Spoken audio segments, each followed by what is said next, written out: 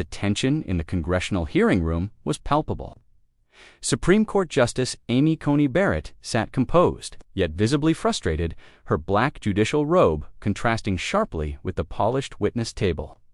Across from her, Representative Jasmine Crockett leaned forward in her chair, microphone in hand, having just completed a series of increasingly pointed questions about recent Supreme Court decisions. Congresswoman Crockett, Justice Barrett said, her voice uncharacteristically sharp, "Perhaps you should go back to your hood where these performative tactics might actually impress someone. This is the United States Congress, not a political rally." A collective gasp echoed through the chamber. Never had a sitting Supreme Court justice spoken so dismissively to a member of Congress during oversight hearings. Camera flashes erupted. As photographers captured the moment, Democratic committee members looked stunned while several Republicans shifted uncomfortably in their seats. What happened next left the entire room speechless. Instead of responding with expected outrage, Representative Crockett slowly stood up. Her response in the next 30 seconds would not just change the course of the hearing. It would become one of the most significant moments in modern American political discourse.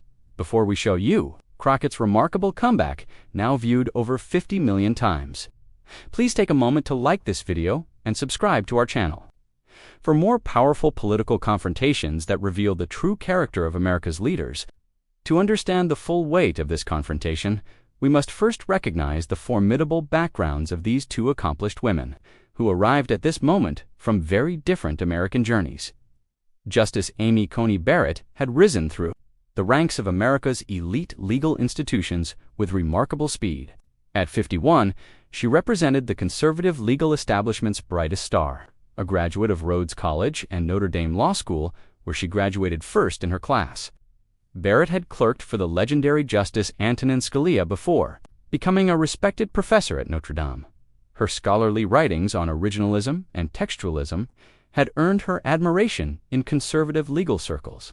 Appointed to the Seventh Circuit Court of Appeals in 2017 and then to the Supreme Court in 2020, Barrett was the youngest justice on the bench and the only sitting justice with school-aged children. Her Catholic faith and large family, she and her husband, Jesse, had 7 children, including 2 adopted from Haiti, had made her a cultural symbol for traditional family values.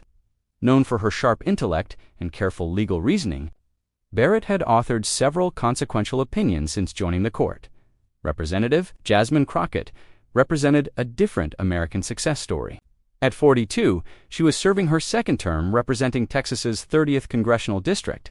Before entering Congress, Crockett had built a reputation as a civil rights attorney in Dallas, taking on police brutality cases and fighting for voting rights.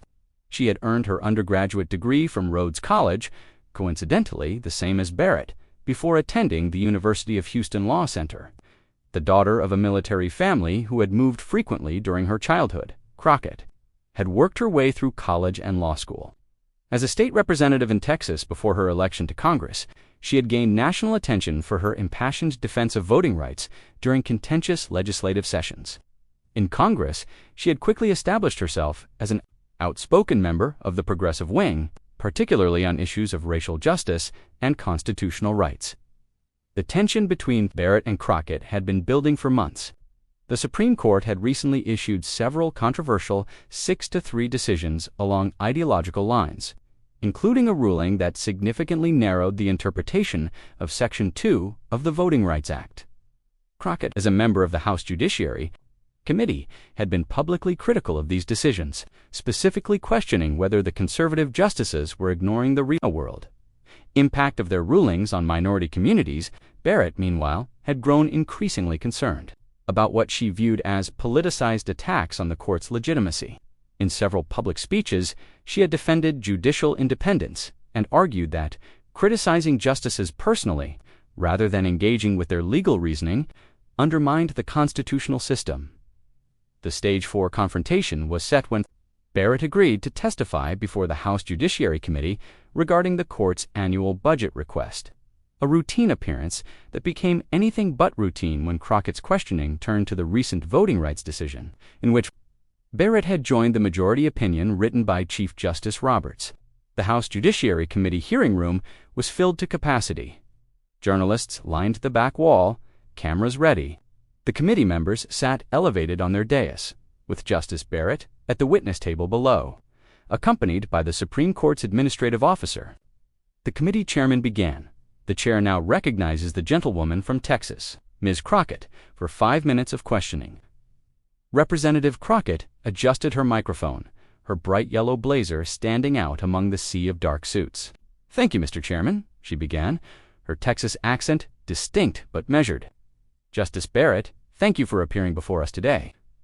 Barrett nodded politely, her hands folded neatly on the table. "I'd like to discuss the court's recent decision. In Johnson v. Pennsylvania Election Commission," Crockett continued, "in that case, the court effectively limited the ability of federal courts to intervene when states impose voting restrictions that disproportionately affect minority voters. Is that a fair characterization?" Barrett leaned toward her microphone.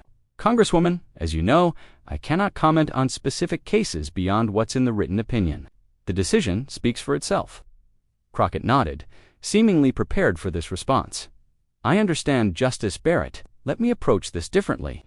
In your confirmation hearing, you stated that the Voting Rights Act was a super statute and extremely important. Do you still hold that view?" "Yes, I do," Barrett replied. "The Voting Rights Act was landmark legislation. Yet in Johnson, you joined an opinion that significantly narrowed its application," Crockett pressed. "The majority opinion stated that disparate impact alone is insufficient to prove discrimination. How do you reconcile that with the original intent of the VRA to protect minority voters?" Barrett's expression remained neutral, but her posture stiffened slightly. The opinion carefully examined the text of Section 2 and relevant precedents. "Our job is to interpret the law as written, not to achieve particular policy outcomes." Crockett looked down at her notes.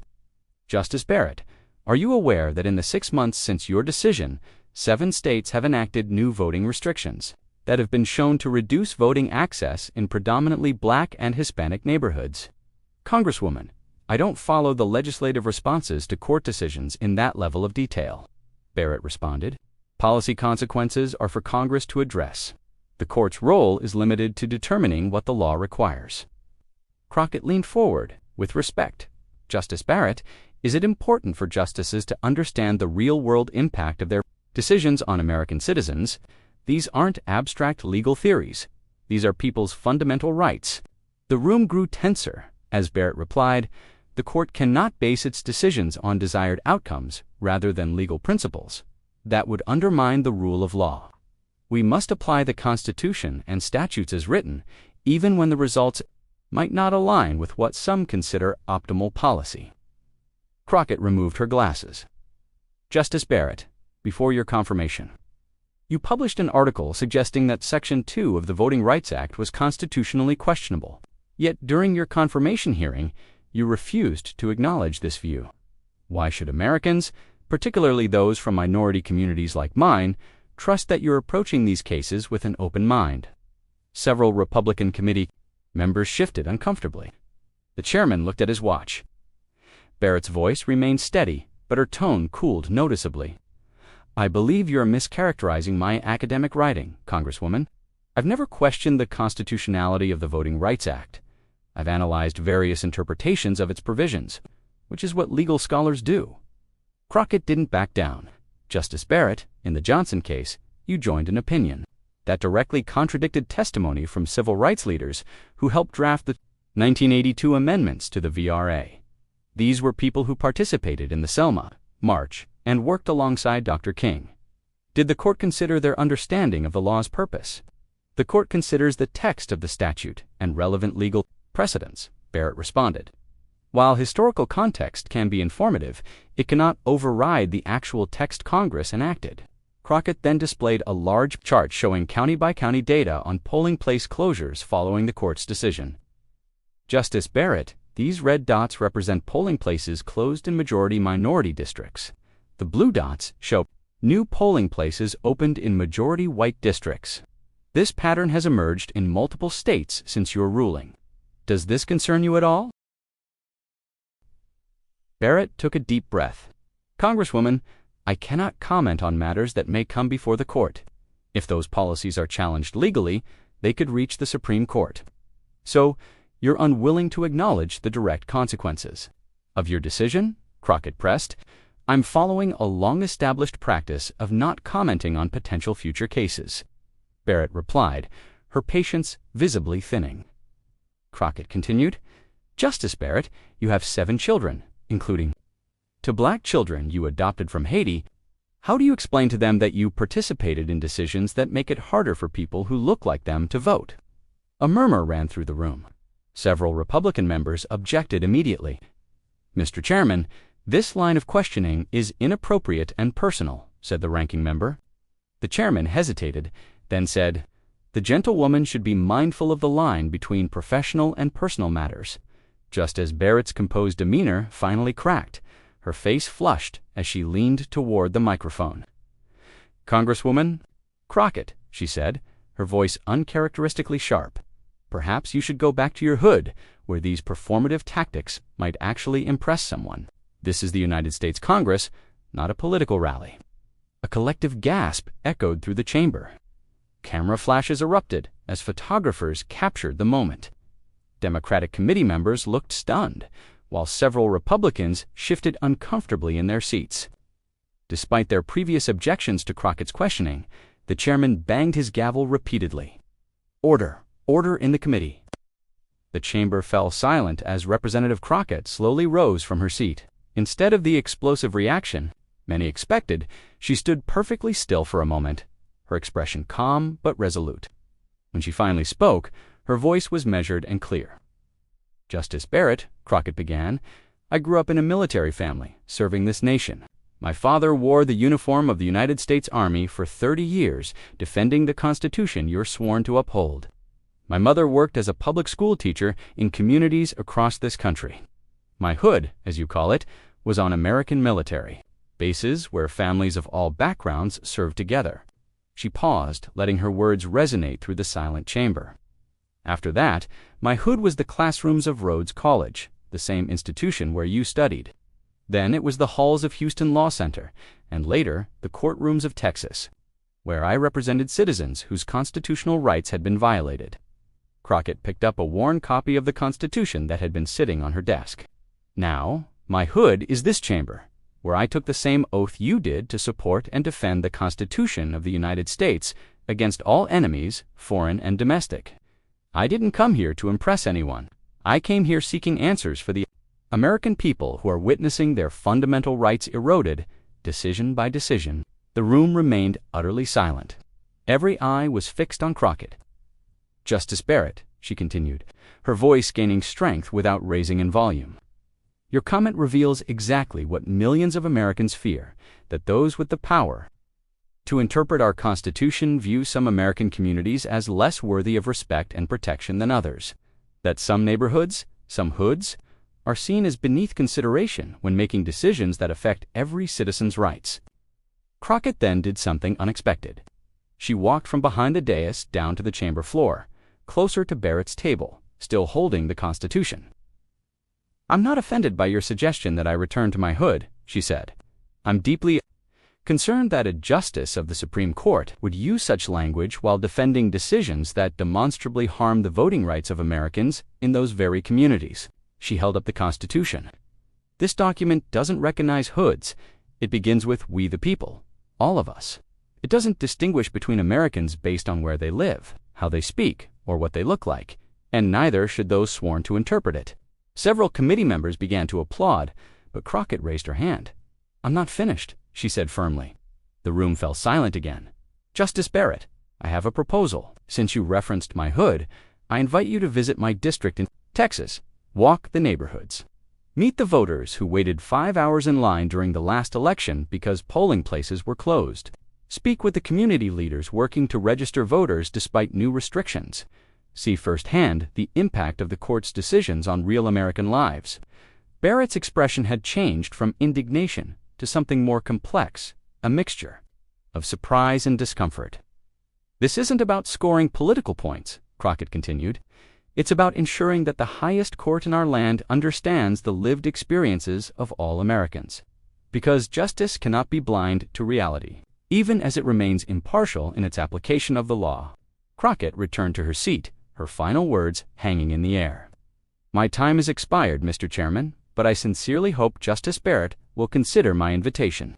The people of my district, my hood, would welcome the opportunity for their Supreme Court to see them as the Americans they are." The chairman, momentarily speechless, finally managed, "The gentlewoman's time has expired." The entire room erupted in applause, not just from Democratic members and spectators, but from many Republicans as well. Even journalists, typically careful to maintain neutrality, seemed moved by the exchange. Justice Barrett sat motionless. Her earlier comment, now overshadowed by Crockett's powerful response, what had begun as a routine budget hearing had transformed into a profound moment of national reckoning about respect, representation, and the meaning of equal justice under law. Within minutes of the exchange, video clips spread across social media platforms like wildfire.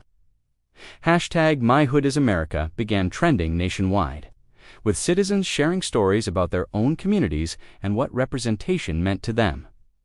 The confrontation between Barrett and Crockett transcended typical political divides. Touching on deeper questions about respect and dignity in American public life, major news networks ran the footage on a continuous loop throughout the day. CNN's chief legal analyst noted, "In my 30 years covering the Supreme Court, I've never witnessed an exchange as revealing about the cultural and experiential divides that influence our justice system." By evening, the clip had been viewed over 10 million times. But what happened in the days that followed transformed this moment from a viral sensation into a genuine turning point in American civic dialogue. 48 hours after the hearing, Justice Barrett did something unprecedented, an extraordinary step for a sitting Supreme Court justice. She issued a public statement.